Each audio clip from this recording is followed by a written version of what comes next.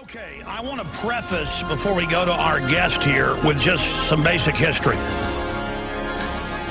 In mainline Roman history, and you learn that Julius Caesar's family actually got political power through this over several generations, fire departments were set up in the big city of Rome, and if your neighborhood did not pay them the fire department fee, they would set fires and burn down your neighborhood. And over time, it grew into a protection racket. The Sicilian mafia in the last 200 years in Italy and the United States, in places like New York and Boston and other places, didn't invent coming to your grocery store or your laundry or your restaurant or your church and saying, you need to pay us protection money or somebody's going to burn down your grocery store.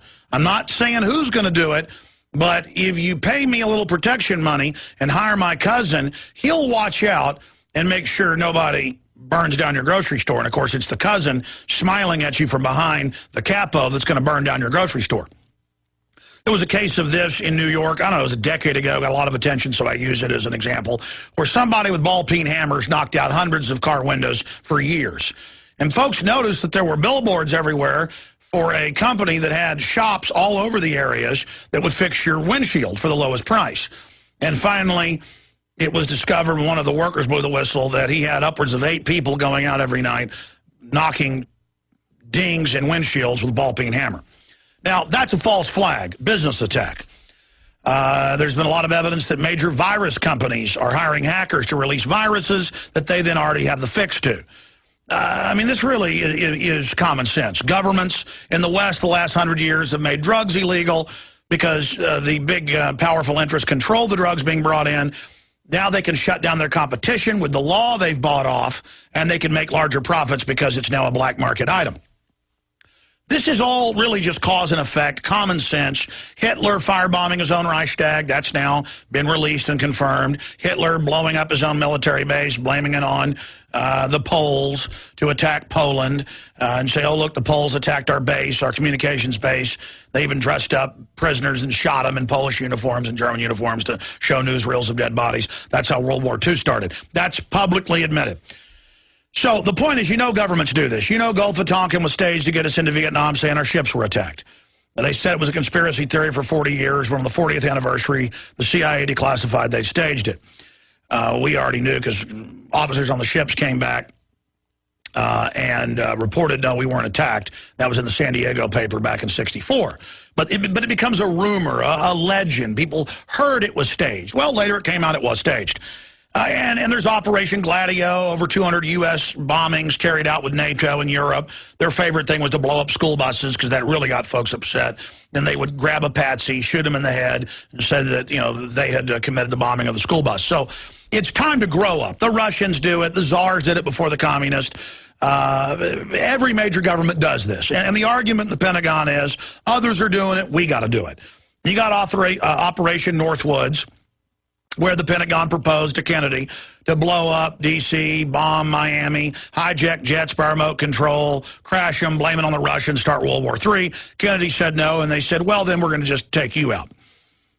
Now, all of that goes on. All of that is happening. And you know, I've talked a lot about this because it was in Newsweek, it was in major newspapers that the hijackers were trained at U.S. bases. And it came out but was never discussed again. And the head of the Defense Language School, Colonel Butler, went public and said, some of these guys were at our school. I recognize them. Something's going on. The government's behind this. And then they started a court-martial against him, and he shut up, and they dropped the court-martial. So all of that said, I wanted to play this clip before we go to our guest from England for the rest of the hour, and we appreciate his courage in going public and losing his job over this. And I actually have some of the local papers that reported on it here. But bombshells, Saudi and U.S. government protected hijackers. And, of course, I mean, who set up al-Qaeda? Saudi Arabia, the U.S., England, and Israel, along with Pakistan intelligence in 1979. Zbigniew Brzezinski has written 2 books in the last 5 years bragging about it. It's the same groups working together. We've had Mr. Springman, the former head of the visa section of the embassy, on, where they were ordered. It's been in the Toronto Star. I had him on 9 years ago, but I've had him on since. Mr. Springman talked to his colleagues. They were ordered to let Mohammed Atta and others back into the U.S. what, 8 months before 9/11, even though they were flagged as terrorists in their database, and the CIA, when they wouldn't let them in, had the State Department call and say, look, they work for us, that's a cover. The underwear bomber, Undersecretary of State Kennedy admits they were ordered to help get him on the plane by an unnamed U.S. agency and to give them the visa. We knew it a month and a half before because our listeners, lawyers, the Haskells, husband and wife lawyers, were on and saw the guy being got on the plane, thought it was suspicious, didn't have his passport, saw the whole firecracker deal right as they roll out. I mean, it's all staged. Now, Fast and Furious, shipping guns in to the drug dealers to then blame it on the Second Amendment. Now they've announced the gun control because of their own operation. It's happening. I mean, they know what they're doing. And so it's time to grow up and realize this is happening. Now, here is former governor of Florida, former Senator and Florida Governor Bob Graham said at least 2 of the purported 9/11 hijackers had assistance from Saudi Arabia. Graham's recently released novel Keys to the Kingdom implicates the Saudis. He told MSNBC the novel is based on factual information. Let's go ahead and play that clip from MSNBC. Well, just briefly, Thomas, there are some unquestioned facts that Saudi Arabia was providing significant assistance to at least 2 of the 19 hijackers living in San Diego. The questions are, why was Saudi Arabia doing this? Was it also providing assistance to the other 17 hijackers?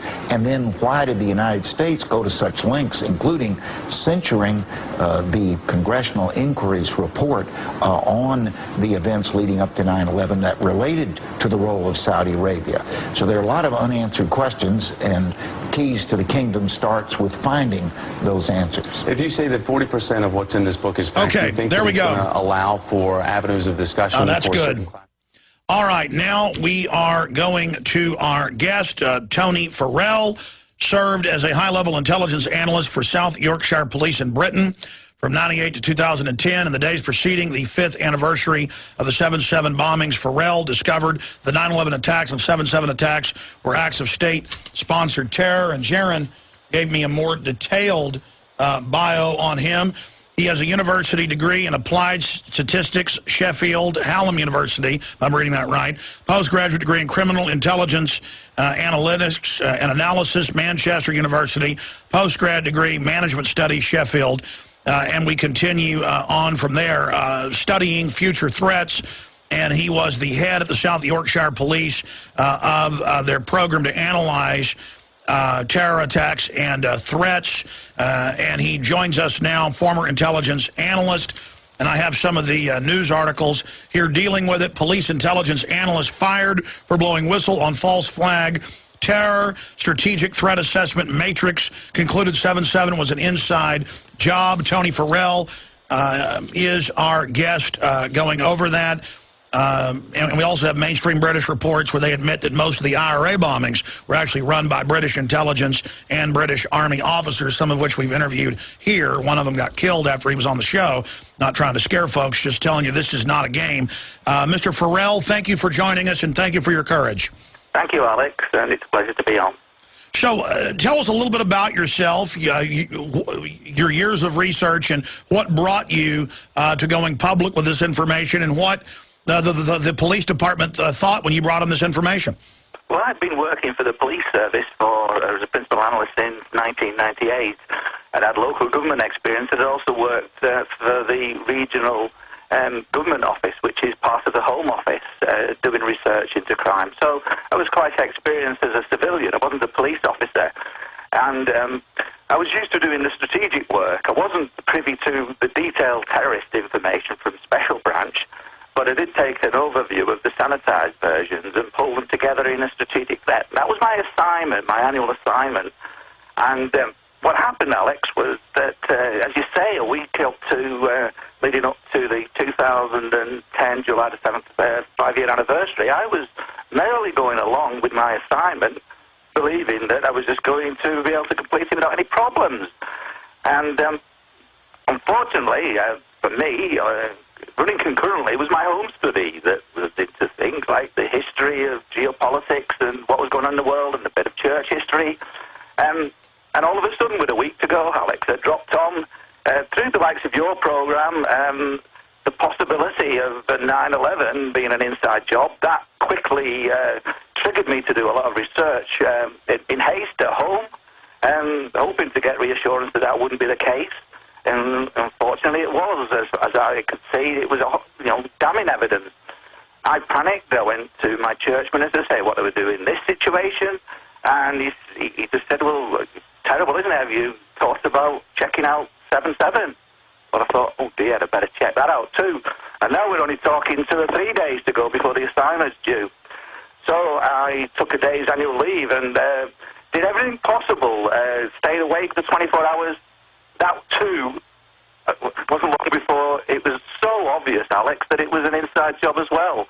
There's just damning information out there. And that threw me in a problem, Alex, because I had to go to what we call an Intelligence Strategy Management Board on the 8th of July. And part of the assignment was a threat assessment that covered terrorism.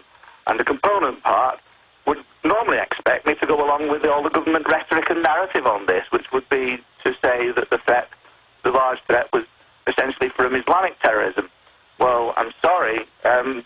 If 9/11 was an inside job and 7/7 was an inside job, how could I possibly rely upon government rhetoric to actually say that it was Islamic terrorists as the biggest threat? Because all right, Mr. Farrell, quick break. Stay right there.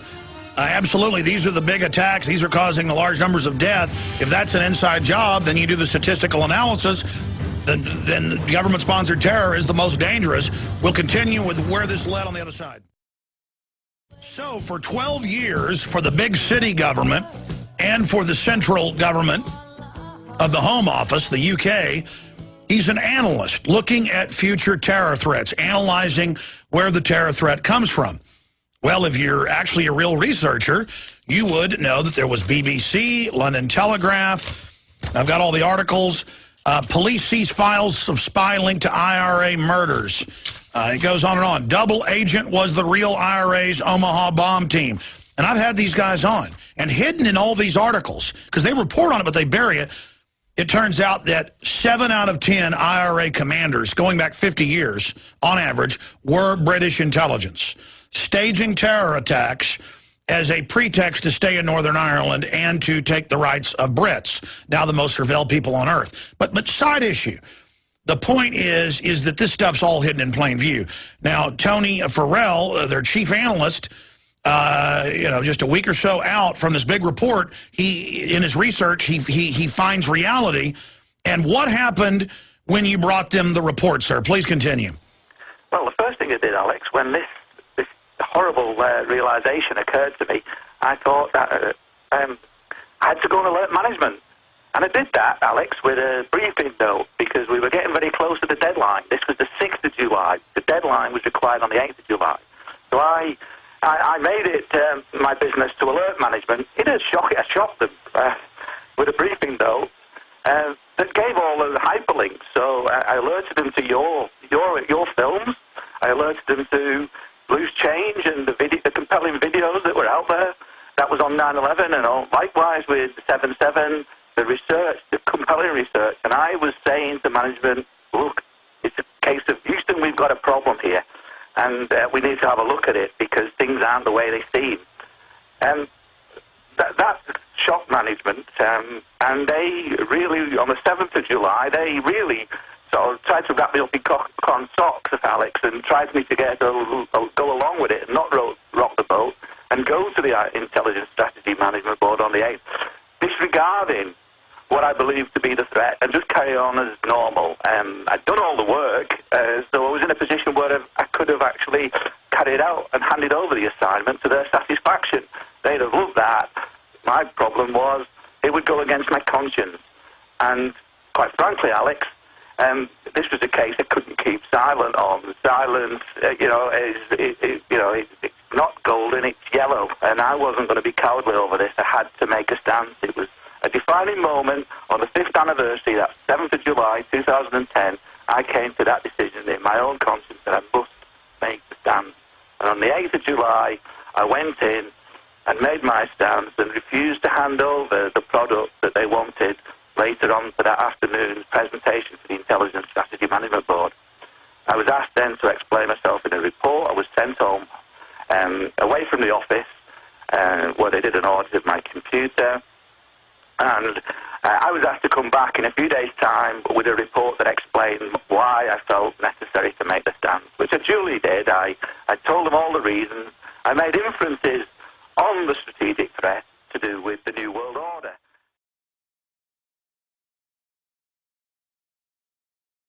And I made inferences that, yes, 9/11 was an inside job, 7/7 was an inside job, there was media control, and the wars in Iraq and Afghanistan are unjustified and morally wrong, and they're for the purposes of furthering the New World Order satanic agenda.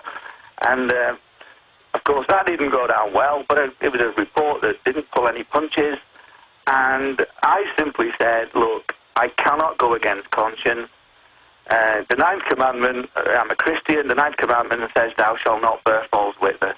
And I think that my assessment was that this wasn't done, as Tony Blair blurted out, 7/7 wasn't done in the name of Islam. This was done to blame Islam by Tony Blair, and I wasn't going to be a false witness and do anything that would perpetuate, countenance the perpetuation of that lie. So I stood firm. I went on annual leave for 3 weeks while management decided what on earth to do with this. They held some conferences in my absence. I was very quickly told that there would be a hearing, that I wouldn't be in the office ever again. So I appeared at the hearing on the 2nd of September. They asked me, had I changed my opinion on any of this? I hadn't. In fact, my opinions, in a time off, I'd researched even more, and my opinions had become stronger. So I was utterly convinced now, no doubt whatsoever, that it was right to make the stand. They felt that my beliefs were incompatible with their role. In some respect, I agree with them in the context that... Tony, stay there. Could I just... yeah, that was a short segment, long 18-minute segment coming up with the chief terror threat analyst who was fired over this. Stay with us. Ladies and gentlemen, it has been the naivete of the public in the West that has allowed unspeakable corruption to take deep, deep root into every sector of our society. Only facing the hard facts gives us any chance to turn the tide and then ultimately reverse what's happened to our civilization. Corruption either gets worse or it gets better. It doesn't stand in one place. And right now it was slowing because of an awakening. Now the system is steamrolling. They are releasing every trick in the book to overwhelm us right now using psychological warfare principles. We are being bum rushed right now. We are under a full, no-holds-bar, 100% commitment assault. They're getting ready for even bigger wars, false flags. You can see all the preparatory brainwashing going on. Now's the time to pray, but also take action. Now, we're going to go back to our guest here in just a moment. If you go to the Drudge Report, drudgereport.com, we've also got this stuff up at Infowars.com and PrisonPlanet.com, but nobody knows how to present the idiocy of the establishment like Matt Drudge. And Joseph Curl and all the other great folks over there at DrudgeReport.com. Bernanke, gold, not money. It's actually a video clip. I didn't know what Deb was talking about earlier because I hadn't seen this. I just saw it during the break. We're going to be playing that next hour, and I got some guests in studio where Ron Paul talks about dollar devaluation and how QE3 is going to cause more inflation, and Bernanke says there's no inflation. It's like saying the sky isn't blue or the sun doesn't come up in the morning. And Bernanke goes on and tells Paul, gold is not money. Federal Reserve notes are money. And then if you scroll down on Drudge, he's got Bernanke announcing that they may launch QE3, which is Weimar Republic-style inflation.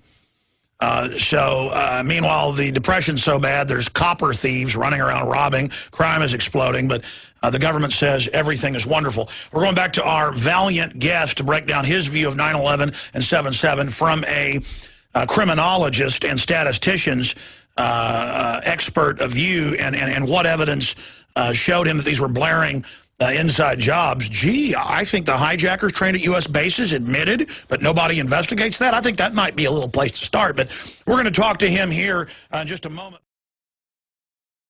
Tony Farrell served as the Yorkshire Police 12 years as their chief intelligence analyst for future terror threats.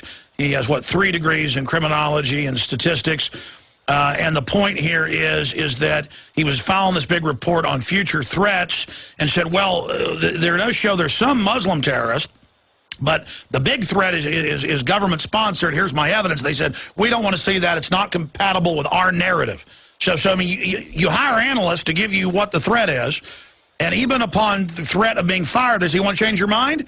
And he said, no, I do not, renounce my Christianity. So they said, well, we're going to politically burn you at the stake, and fired him. You'd gotten up to that point. Continue, sir, and what's happened since, why you're now going public, and then let's break down 7/7 and 9/11 from your expert perspective. Right, well, it's interesting, Alex, because the way they actually dismissed me, it was quite bizarre. It was a solemn occasion. They dismissed me for my incompatible beliefs, so that made my position untenable. There was no allegation here of any misconduct. So they almost encouraged me to appeal.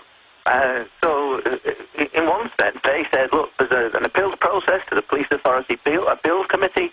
That's not the Chief Constable, that's the politicians and independent members of the Police Authority. That will be in front of a panel. So I always said I probably wouldn't appeal. They seemed to want me to appeal, so I took them up on the offer. I appealed, but it did me no good because they still dismissed me on the 26th of November, which left me 4 days to get this into an employment tribunal. I'd been to my lawyers at that stage, and they said that this might be, your beliefs may be protected under certain law, so they may have acted unlawfully. It depends, but it's worth a try. And they're in the employment brackets, religious and belief regulations from 2003. So there was a potential discrimination case here, and also under the human rights legislation, there was a potential unfair dismissal. So I put it into an employment tribunal situation, and that's ongoing at the moment. It's quite interesting. We've had a pre-hearing review to discuss whether it is a discrimination case. At that pre-hearing review a couple of months ago, the decision was that my beliefs were not protected. But there isn't a grounds for an appeal. In any case, I can go forward on an unfair dismissal, and there's a three-day hearing set aside for I believe it's the 7th, 8th, and 9th of September, a substantive hearing. But the key for me, I think, and the key strategy for all of this is to keep the actual belief, the discussion about the belief in court. So I fully intend, if I can, to launch an appeal. My barrister thinks that there are grounds for appeal here, so we can mount a legal challenge in court, which will be an interim hearing. But again, that will keep on the agenda the issues of my beliefs about the notion of false flag, in terms of and the satanic New World Order, in terms of a religious belief and a philosophical belief. Well, first off, sir, just to add here, this is modern heresy for you to get fired when you're hired to analyze what groups are really behind the terrorism and try to track where the future threats are coming from. I mean, here in the U.S., we have Fast and Furious, where for 2 years, the Attorney General directed the FBI, DEA, and ATF to ship high-powered weapons into Mexico to then blame it on the Second Amendment. And even though this has all come out, they've now come out with the anti-gun moves using the event that they are admitted to have triggered. So they're going on like nothing happened. But so it's not heresy to know that governments have staged events against their own people as a pretext to get control. That is in the Encyclopedia Britannica. That is a known fact. We have WikiLeaks 3 years ago releasing Army manuals in the U.S. where they train Army captains and special ops how to stage a false flag. If you're in a third world area and overwhelmed, stage a massacre and then blame it on the enemy. That'll force multiply the people to help you. And the argument here is an ancient 3,000-year-old Persian gambit, of course, in chess to sacrifice a pawn or another piece in an opening move to make your enemy miscalculate and draw them in, a sacrifice. That's why the military does this, because they say, well, if we send in 100 troops, that'll draw the enemy out. The 100 troops will be killed, but then we'll see the enemy's strength. We can then cut them off at a pincer, saving 10,000 troops. It's a cold-blooded calculation, so that's why they do this. They see Islam as a threat. They want to take over the oil and resources. They want to invade these countries, so of course they're going to stage some events. They call it a justifiable sacrifice. That's the sick mindset. But to say we're conspiracy theorists or we're crazy because we know governments admittedly do this, it doesn't hold water. That's right, Alex. And in times, you mentioned George Orwell there, and in times of universal defeat, telling the truth becomes a revolutionary act, I'm afraid. It does. So continuing now, you're challenging all of this, but what about the fact that you're an analyst and they're not letting you give your terror threat prognosis? That also sounds like a national security issue, that they're not letting you get your report out about who the terrorists are. Well, that's right. I offered to provide them a comprehensive report, not just this strategic threat assessment matrix was rather crude and simplistic, and I believe it's gimmicky. It's a distraction, Alex. And I'm afraid that I think all the principal intelligence analysts in each of the 43 police forces in England and Wales, it's they that want sacking. If they don't stand up and say this is no good, it's a massive distraction from actually doing intelligence analysis. And I'm afraid, Alex, intelligence analyst isn't. If you're an intelligence analyst, you're not a spin doctor. And I'm afraid I wasn't prepared to be a spin doctor in this instance. And I just wish that others would stand up and look outside now. And I hope by doing this that other analysts, news will break to other analysts, that they've got to do this. And we have to have a pure role and tell it as it is without courting fear or favour. Well, Tony, that's a great point you raise. We know in England now, the former head of MI6 has admitted it. We know the White House and Downing Street memos show it. It's confirmed that Tony Blair and George Bush got together in 10 Downing Street and at the White House on 2 occasions and ordered their intelligence chiefs to fix intelligence around weapons of mass destruction, including nuclear, in Iraq. Tony Blair responded with the 45-minute speech. Powell responded with the anthrax vial. And they did all of this, and now we know they went in to MI6 and to the CIA and ordered the analysts to issue false reports. Both countries' analysts, including Dr. David Kelly, refused, and so, of course, they killed Kelly. And now we know that they created the Office of Special Plans, fake analysts, to create fake reports. So this is a major scandal. That they're telling you to basically fix intelligence analysis for them. I think that's even bigger than, quote, them saying, we're going after you for your beliefs. Or, I mean, do you see where I'm going with this? Absolutely. And I wasn't going to bow down to their sacred cows. I wasn't going to bow down to their Caesar, because I serve something greater than that, and that's my God. And my conscience simply wouldn't allow me to go along with this monstrous lie, and I just couldn't do it.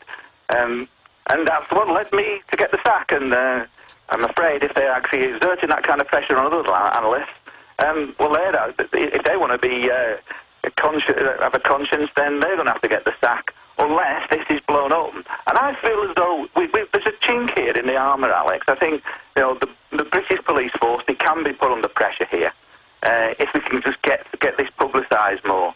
And, it takes one. I've done it. Other police, there's good people in the police service.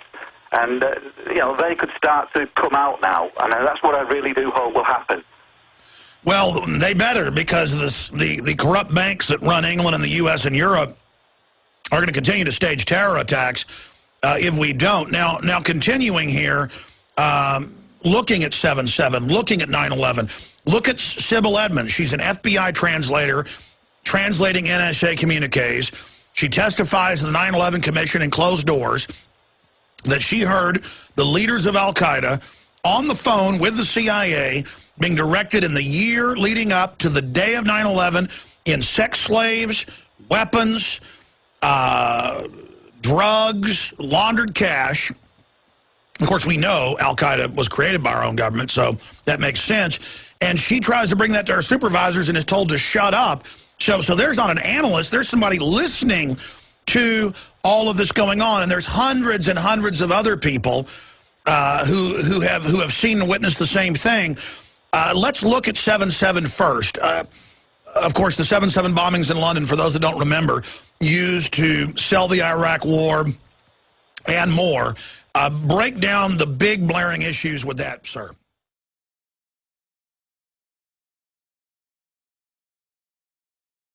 Right, okay, well, 7th of July 2005, London bombings went off, and there were 3 underground stations and a bomb that went off on Tavistock Square. Now, few things that happened. 52 people were killed, plus 4 others, which was the alleged suicide bombers. Now, there was no inquiry into who committed the crimes. Tony Blair immediately said that there would be an inquiry would be a ludicrous diversion. Now, that's an utter disgrace. And instead, we've been told who is guilty, and we've had a diversionary inquiry later on down the line, just about the intelligence failures, where the real agenda is simply to conceal the truth, as you say, just as it was in the Hutton inquiry for Dr. David Kelly. Now, there was a poor quality and anonymous official version of the London bombings, and that's deeply suspicious and unacceptable. And add to that, there's never been the proper inquiry, so you've got big problems there, Alex. And for the government to give us one narrative of 7/7 without allowing all the other competing narratives to be officially heard in the process, it's simply insulting. It's a disgrace. Now, a key thing here is the mock terror exercise that occurred. Now, this is fantastic, this.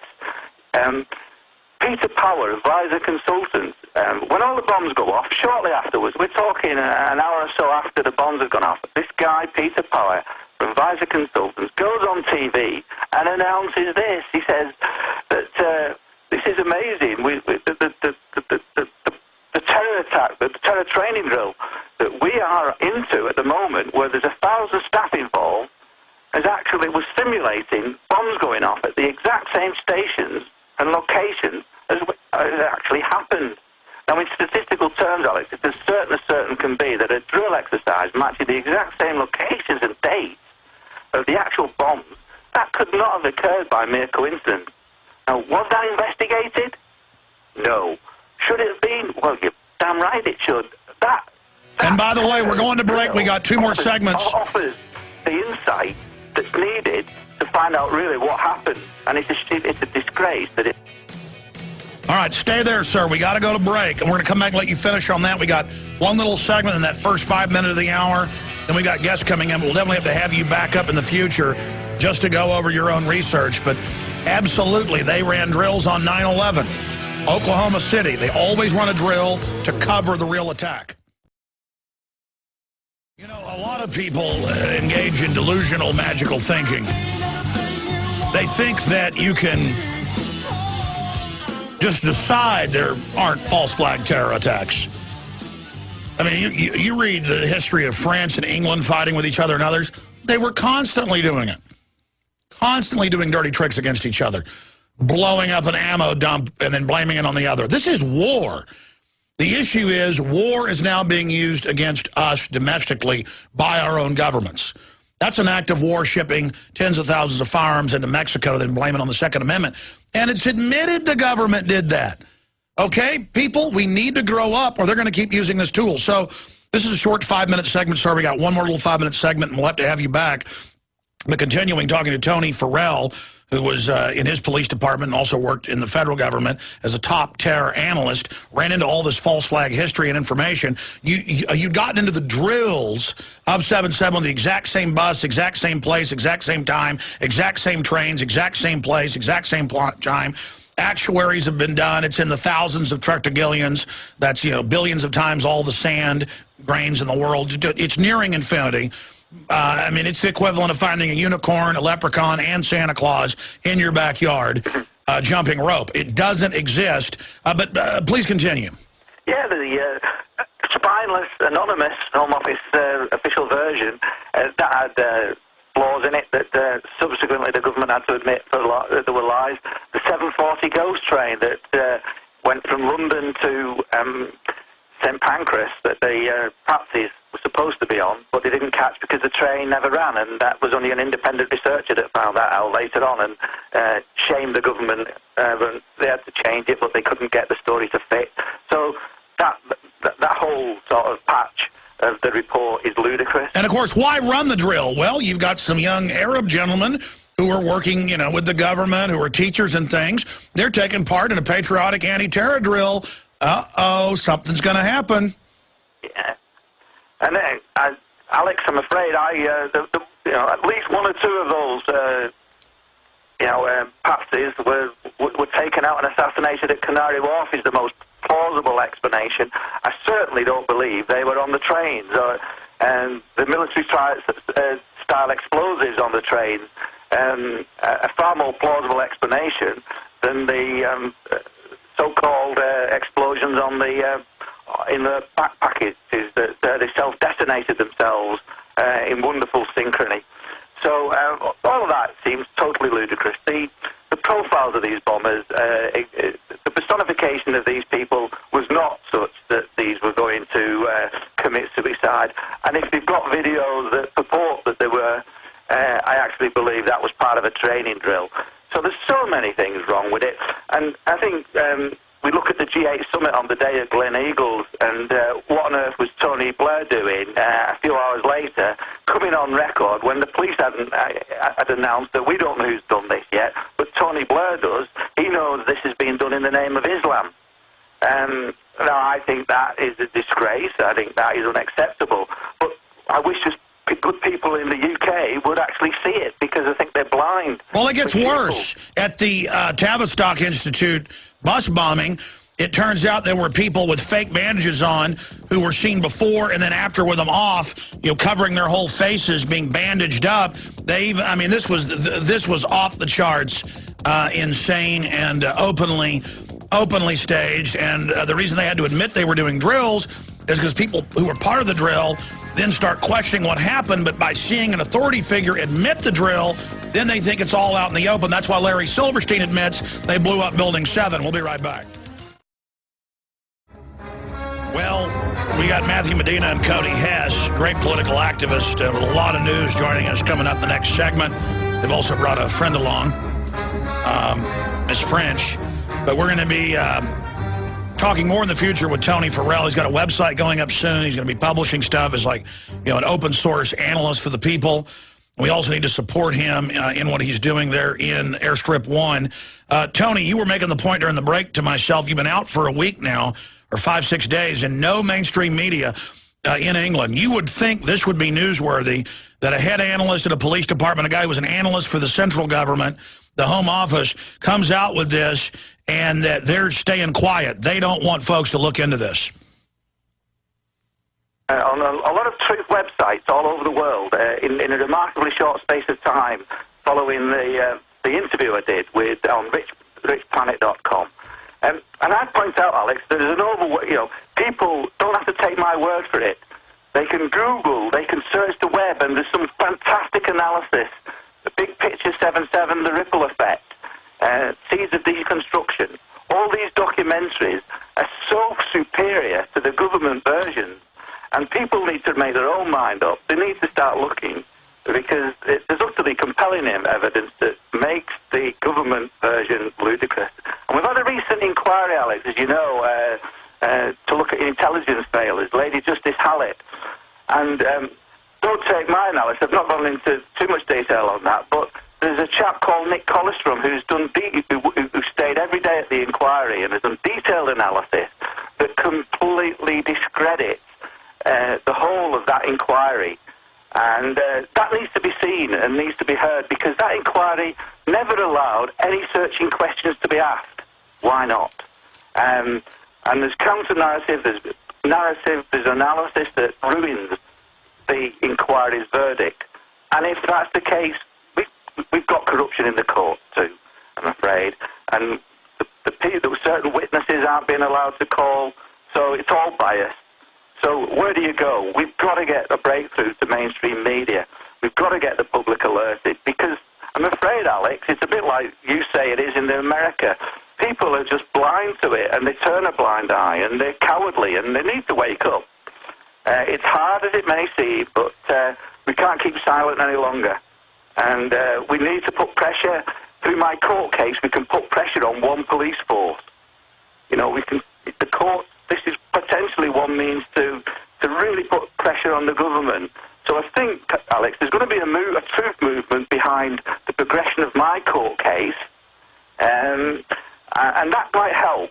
It might help putting the pressure on, because certainly 9/11 and 7/7 will be discussed in the court. At the pre-hearing review, we touched on 9/11, and my beliefs on 9/11, you know, similar to yours, but the judge thought they were absurd, right? And he's on record as saying that. So we've got absurd beliefs, Alex, but we've got the real beliefs, I believe, is the gist of it. So that needs to be in the public domain, and we need to get the people to look at it. All right, well, Tony Farrell, we just appreciate your courage and the fact that, you know, you could have just gone along with the official story and not lost your job. You've done a lot more than most people would ever even think about doing, and it's going to be men and women of conscience who do stand up and at least have the courage to speak out against the lies that are going to turn the tide against this evil. I mean, all the lies about WMDs, the fake intelligence, the other stage terror attacks that have been declassified. If you've got groups that have done this before, and they have the motive, and they stand to gain, and only they can carry it out, and SWAT, the supposed head of the bombings, it turns out is MI6. I mean, even Fox News and Associated Press have covered that. This stuff comes out, and then nothing's ever done, and then you and analysts go, look at all this information, and they say, you're fired. I mean, it's incredible.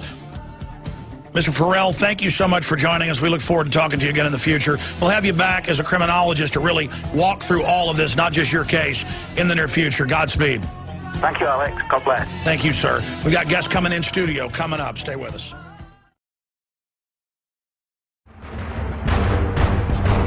Ask yourselves, what are you doing in this time of great challenge? What are you doing to unlock minds?